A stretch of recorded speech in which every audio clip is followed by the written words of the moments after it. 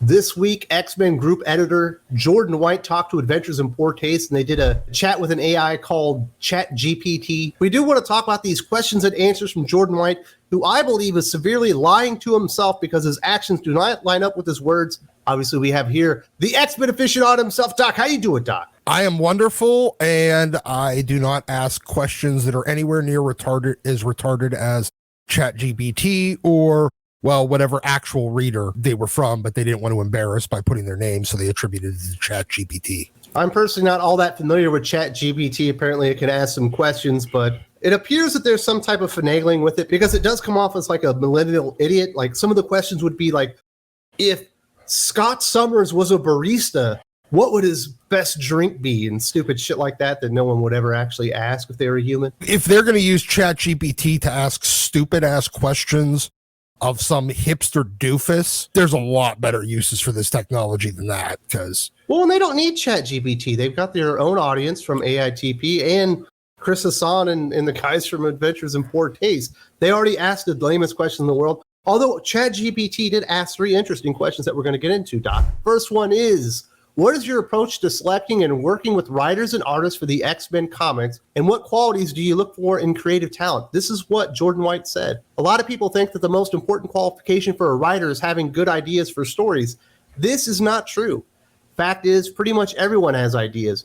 Being able to follow through on an idea, to take that idea and nurse it into a completed work, that's what makes someone a writer. So the ability for a writer to have pulled off a story I've enjoyed is the starting point. Well, it appears that he understands what goes into being a good writer. Why hasn't he actually hired any? Because he's quite possibly even worse than Jonathan Hickman as a talent evaluator. There was one key note there that he said.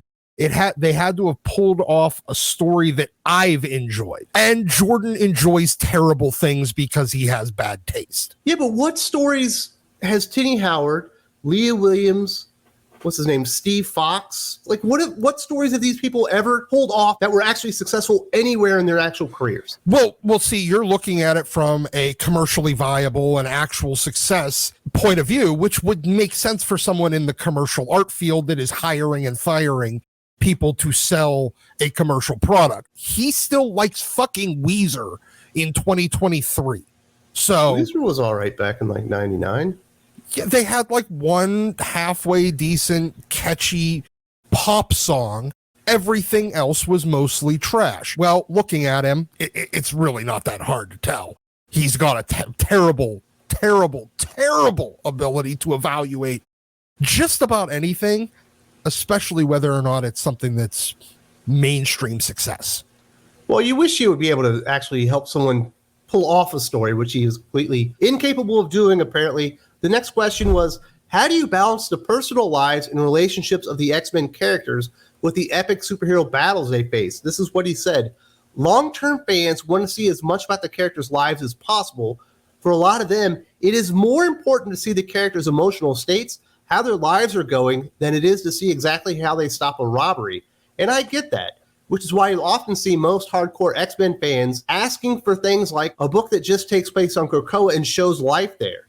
Or back in the day, a book just at the mansion just made up of all these fun scenes that would be between their missions in the normal books. But I also know that anytime we try things like that, anytime we even start leaning a little more in that direction, sales on the book in question tend to drop. And I think there are a lot of reasons for that, more than I probably should start listing off here when I've already gone on way too long about Spider-Man.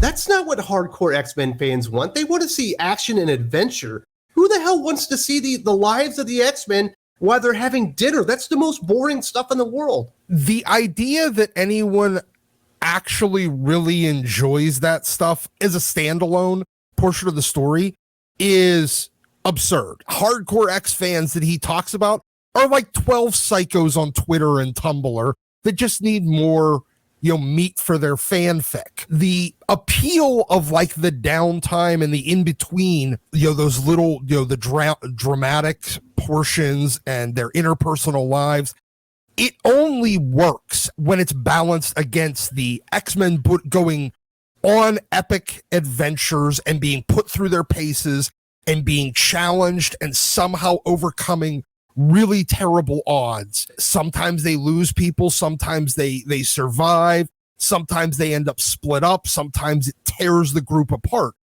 All those things are the big drama. The stuff that he's talking about is the little drama that works as a good breather portion. When he decided, hey, these 9 weirdos that keep screaming that we just want more stories about Gambit and Rogue having their romance, it's because they don't actually care about the X-Men stories. There's a reason why the sales tank whenever they lean into that.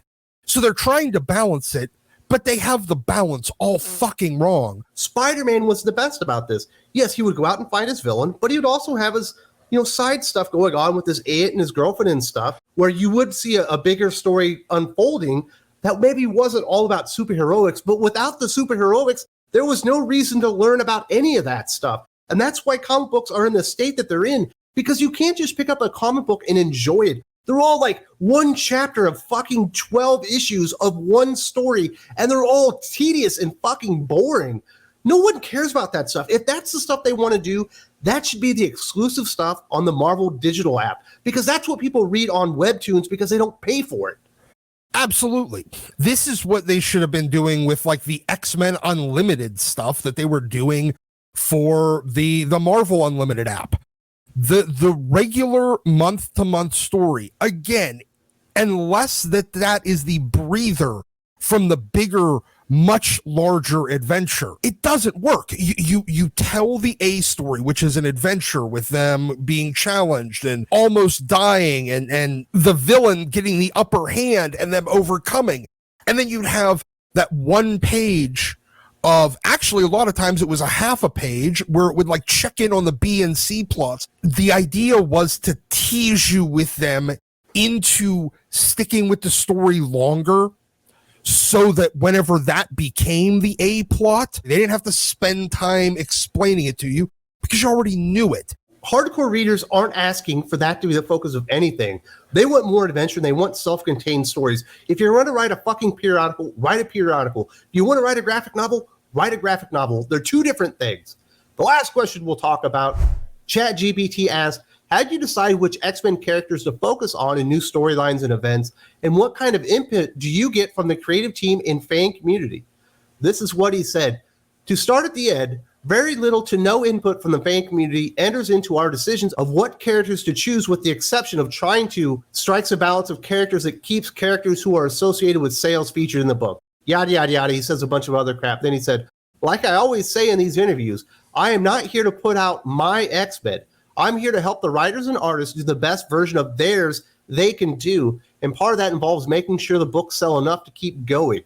The books aren't selling enough to keep going. There's a lot of strife behind the scenes, and Jordan White knows that, and it's all happened on his watch. And him acting like the fans don't have a say in what characters go in there. In the past, the fans have had the ultimate say. If you had a series like Captain Britain, Excalibur, Knights of X, now Captain Britain, and it never sold, it never would have made it to the third fucking volume. That's what's wrong with X-Men right now. They actually need to listen to their customers to know which characters to feature and which writers actually sell comic books. His thing here is we're going to ignore what the feedback is, the verbal feedback.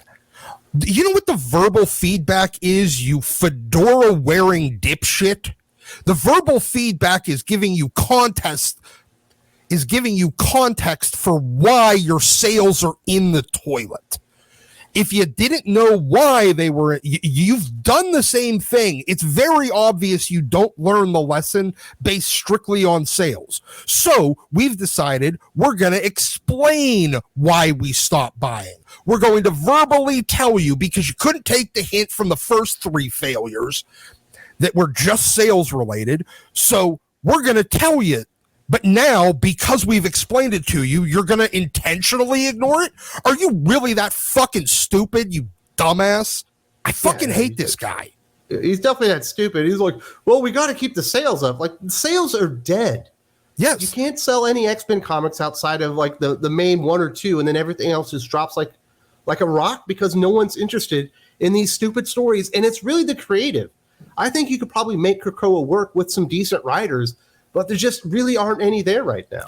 Well, absolutely. I mean, he sits there and says, it's not about making my X-Men. It's about helping the writers that they have. The problem is the writers you have, you dumb fuck. That is the problem. The problem is the writers you have.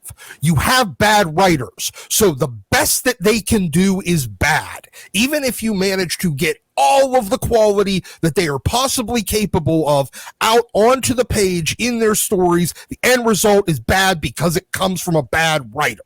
It's not that fucking difficult.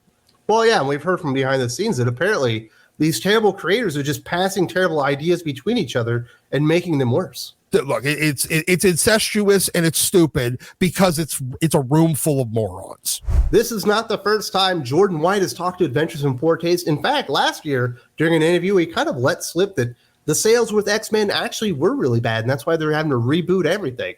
Actually broke it down, talked about it, and it sounds like he still hasn't learned the lessons why X-Men sales are tanking under his watch. Definitely check out this video. There's also a link in the video description.